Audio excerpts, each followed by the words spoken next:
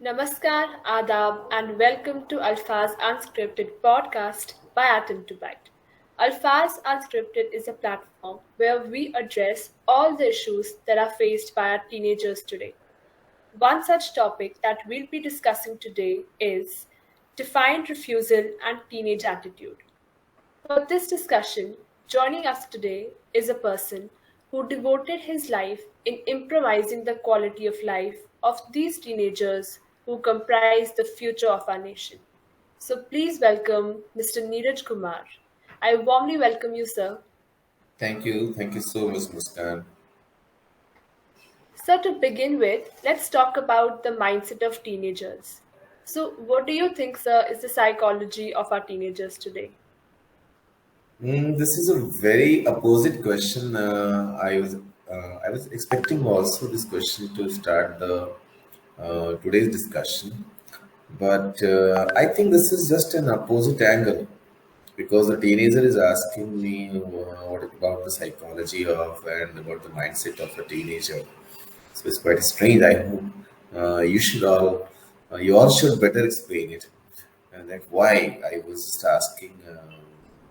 I always ask my students about this attitude, this swag, living in a different world, doing something adventurous, and just for the sake of nothing.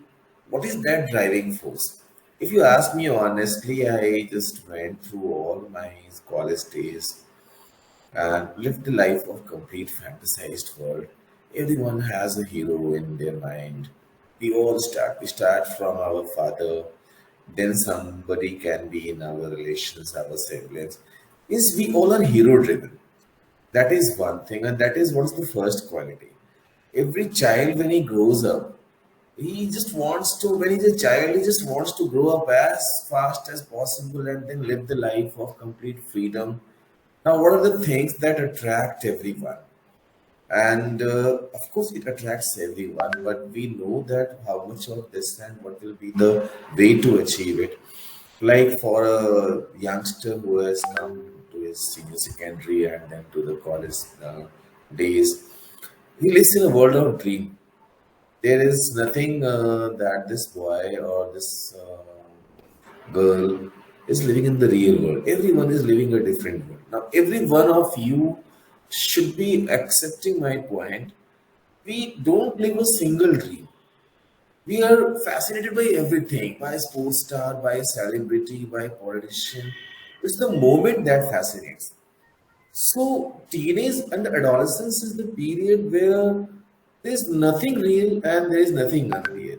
We are living in a world which is full of dreams.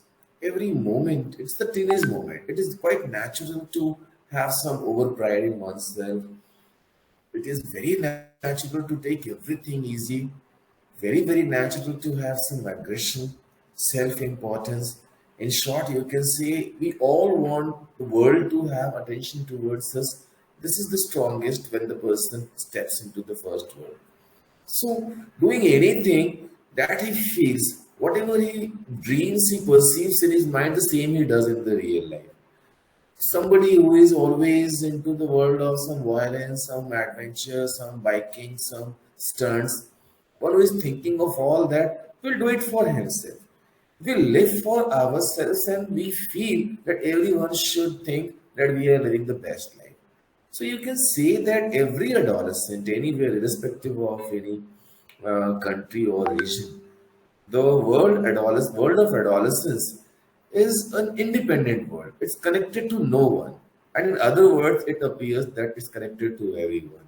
We live a world and we live a world which is changing every moment. You ask a person, he in his one, it's very difficult to analyze. You will be able to analyze when you are into your 40s and 50s, right? What was the all falsification of the different aspirations and thrills we went for. But you all will agree to one thing that if you analyze one week's thought processing of your mind and pen it down, you will find words, all the kinds of adventures, romance, thrill, tragedy, comedy, everything comes. So it is different moment. Whatever happens around us, that affects us, and whatever affects us, that's what we overshow sometimes. So you can say the world of fantasy very much is common this world now. Everywhere, sports is all in the world of fantasized cricket, fantasized um, way of earning money, e-commerce, so many things. Everything is possible for a person who is in his like between 18 to 30, you can say 20 to 30 to be precise. So this 20s is the age where the mindset is that even if I am good for nothing, I want world most important person for me only. And whatever I do or not, I think of enjoying all the things. So what we do not enjoy in reality, we live for short moments and there we live the whole world. You get a bike for short moment, then you will drive and you will see all the things that has inspired you. So inspired by everything and trying to be like everybody and everything, that's what is adolescence. There is no proper shape. It's like a moving stream with a flood of all the kinds of energy and enthusiasm. No science and no psychology can define it. It is every moment with the changing. It's like a stream moving freely without any banks or without any passes. Wherever they find the passes, they will take their way. It's all natural. 100 years back, adolescence was like that. 1,000 years back, adolescence was like that. In the future of maybe 3,000 somewhere, this period where a child is growing into a mature person, he is living the life of his hero that he or she has seen, and maybe he has grown with the admiration and inspiration from the same person. That's what is all of we are driven. Some are scientists, some are artists, but just think you are the product of your heroes and sometimes many heroes from your home to everywhere. Inspired by everything, everybody. That is what is adolescence. It's like a raw piece of paper. It's a just a white linen. Everything affects us. That's why it's called as a very dangerous period. If you get the good prints, you shape into a different direction. If you have taken the bad prints, you can be inspired. It depends who has taken the first chance. First inspired by a philosopher, you are a poet, you are a social worker, you are somebody who is doing for the cause of humanity. And if you got the first godfather as someone who is crime oriented, violence oriented, then the different world is waiting for you. It is all about getting the first impression that lives for the longest time. Others will be just the likes and dislikes of that first choice a person makes. There it lies very well. But so far you said about attitude, yeah, it's fine. It will be there. That's what is youth. If you find a lion, if you find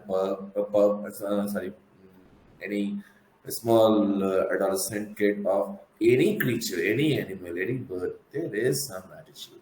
Why? Because you sense the first freedom, and you all will agree. First taste of everything sets the person free. That's what is the attitude. Everyone is important. The most important, second important person can be anyone. So I wish for all the teenagers from here, yes, you are the best and the most important person of the world. You must have some attitude, some aggression, but how it has to be directed and controlled, that's what is the purpose and what you say the life expects from all of us. Oscar. Indeed, sir, this phase of adolescence is a phase full of fantasies. So now we have seen a trend in adolescents that they are turning very rebellious.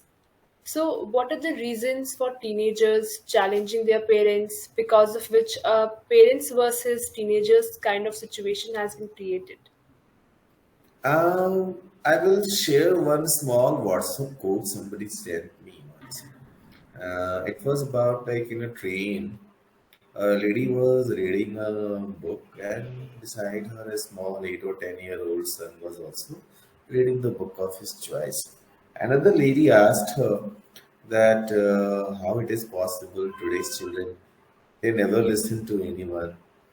There was a very good line written at the end of that one small narration that children never listen to anyone, they just copy everyone.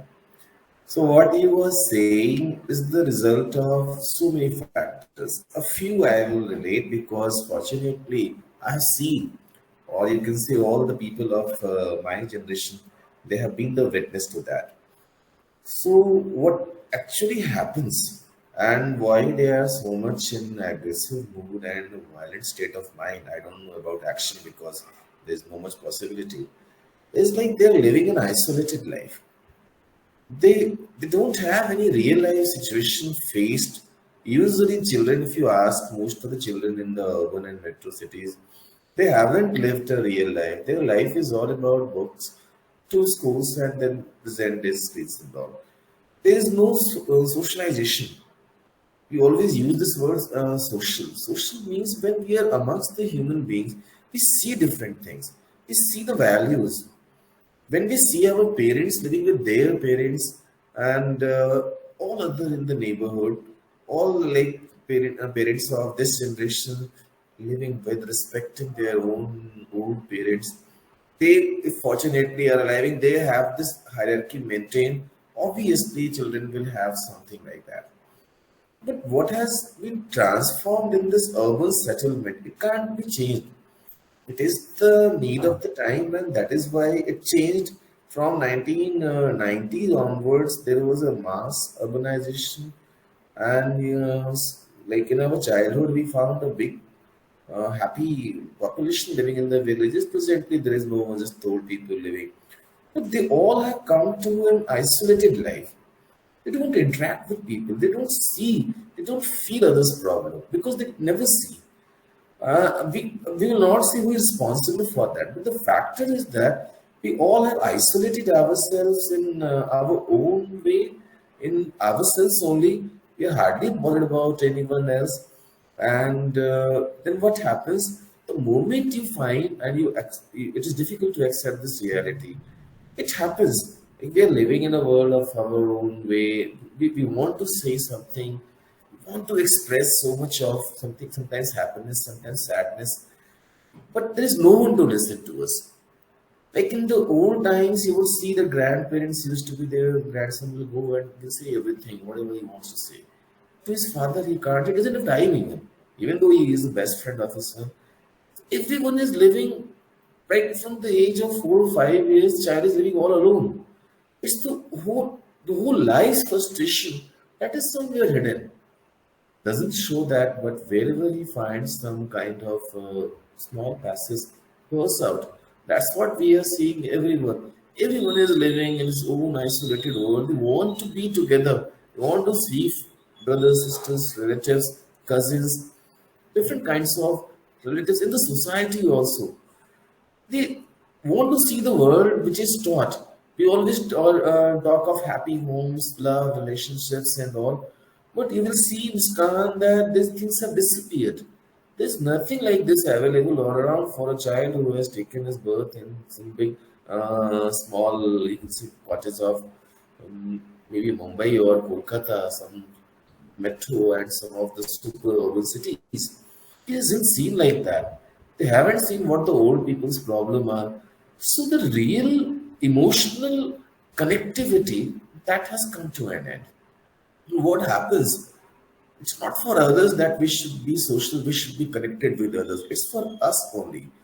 We think that by helping others, by bringing smile on face of others, we have done a great job to them. No, we have done a great job for ourselves first. But they don't have. You can see that there's no friendship, there's no one to share the life. It's unshared life, living in small units. That is big aggression hidden everywhere. Someone is driven by the ambitions, the pressures of the parents to become that. Their life has become a kind of a purpose. And for that also, he's all alone in the journey. So this sense of loneliness and confinement, I'll not say the word loneliness, the sense of confinement that disturbs them. Whenever they're at rest, that disturbs them, and this disturbance ultimately leaves them in a. You will find everyone is having puckered brows. They all are thinking about, they all are unhappy with a number of things. The academics, it's mixed up, tough competition, peers, the world where, as I said, at the base of that is fantasize. They want everyone to be impressed by them, everyone to be happy with them, but they are good for nothing. When they find like this, that is the conflict with what everyone is living, and this conflict. is the only result of this what we say 21st century present youngsters in the age group of 20s to 30. You find everyone is quite, they're not ready to listen to us. We haven't talked to them. So this aggression and this what we have taken in defiance, this defiance is natural. Since nobody has listened to them. As a child, he was driven if he has broken a toy. As a teenager, couldn't share what he liked. He was forced by the parents for different things, sometimes for academics, sometimes for making the life, choosing a life partner, sometimes for making a house, different compromises. Nobody listened to him. Wanted to share a lot. This is the story of 90% of the people, right from your college to the university professors who are going to retire. They wanted to say a lot, but nobody listens to them.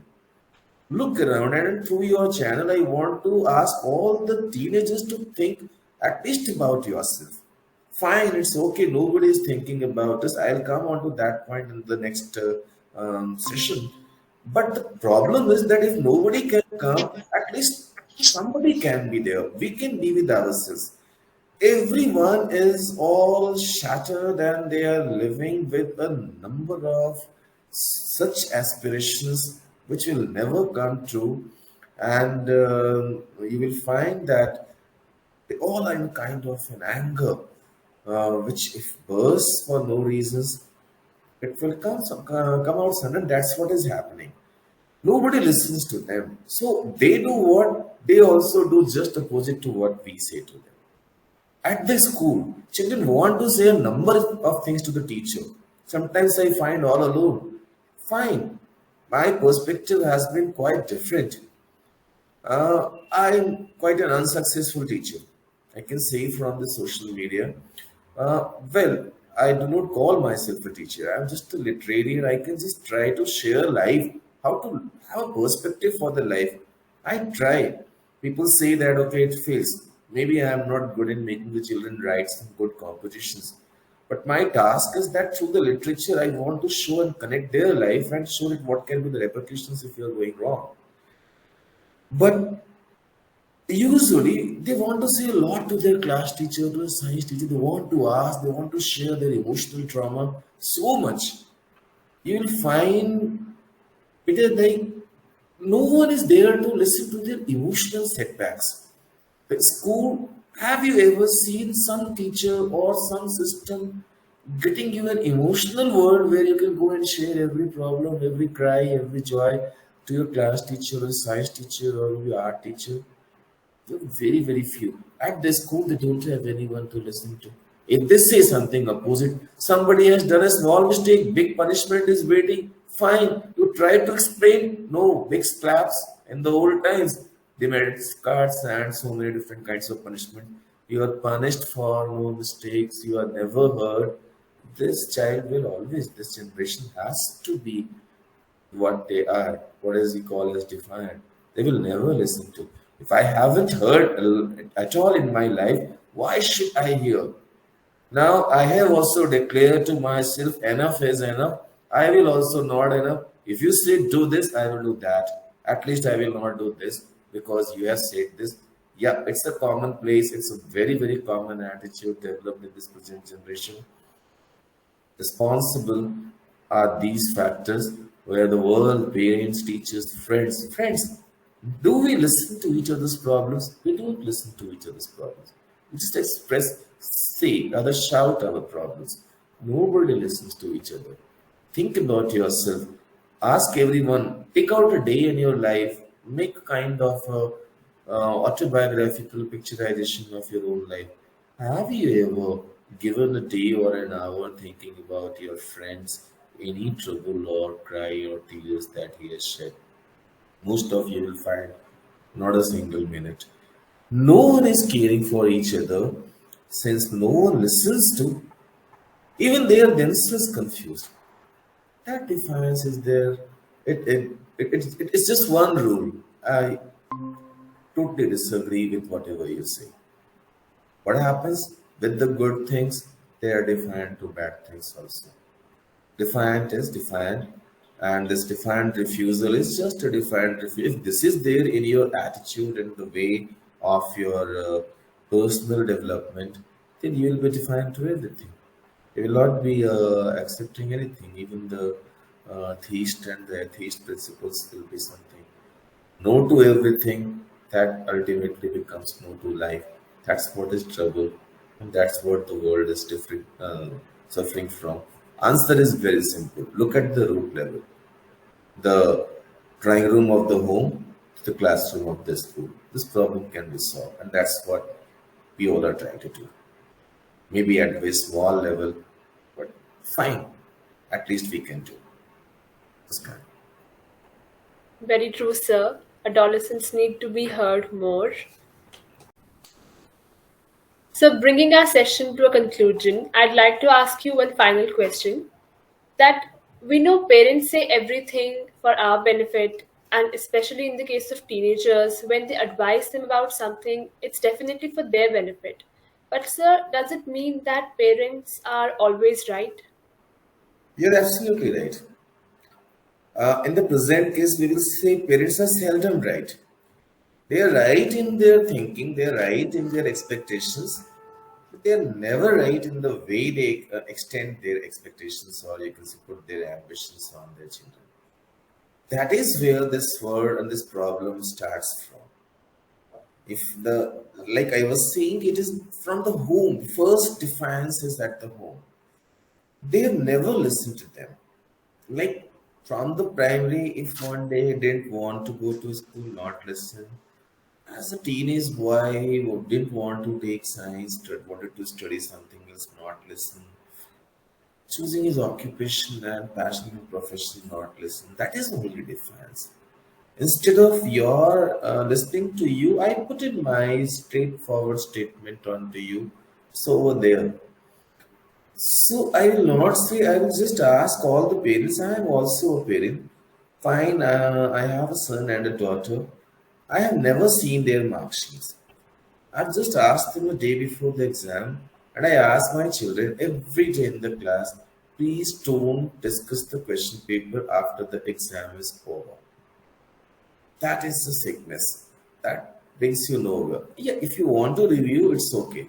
Fine. Forget that question paper, you scored full marks or you scored no marks over there.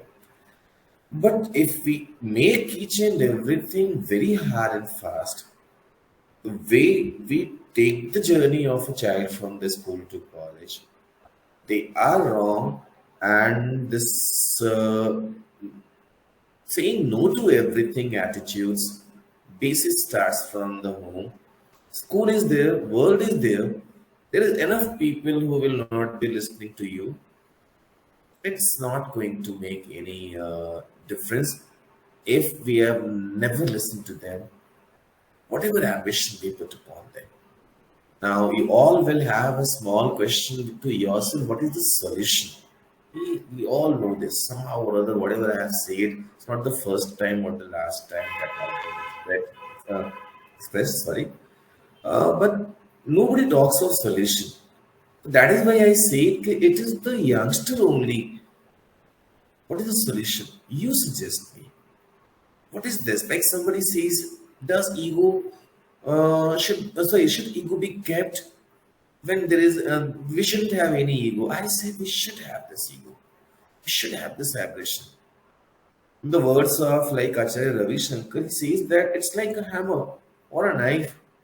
We should have it in our home. Only problem is that we should not keep this hammer and knife always in our hand and show everyone, see, I have a hammer or a knife with me. There is no problem with having an egoistic and aggressive mindset. But we should very well know what we have to achieve.